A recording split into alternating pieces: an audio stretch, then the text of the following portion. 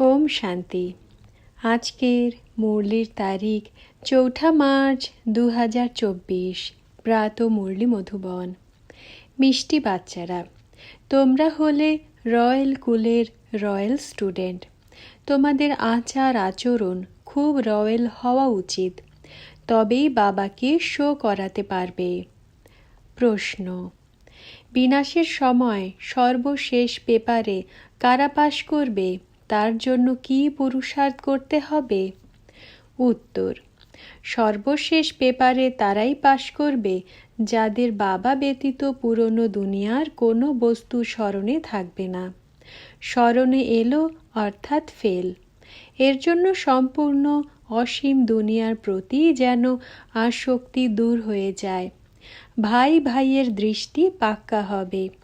দেহ অভিমান যেন ভঙ্গ হয়ে যায়।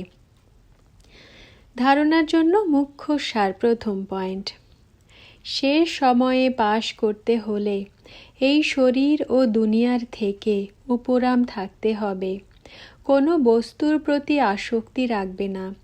বুদ্ধিতে যেন থাকে এখন আমরা ট্রান্সফার হতে চলেছি। দ্বিতীয় পয়েন্ট: অত্যন্ত ধৈর্য সহকারে ভালোবাসা দিয়ে সবাইকে দুই পিতার পরিচয় দিতে হবে। জ্ঞান রত্নের দ্বারা ঝুলি ভরে দান করতে হবে। কাঁটাদের ফুলে পরিণত করার সেবা অবশ্যই করতে হবে।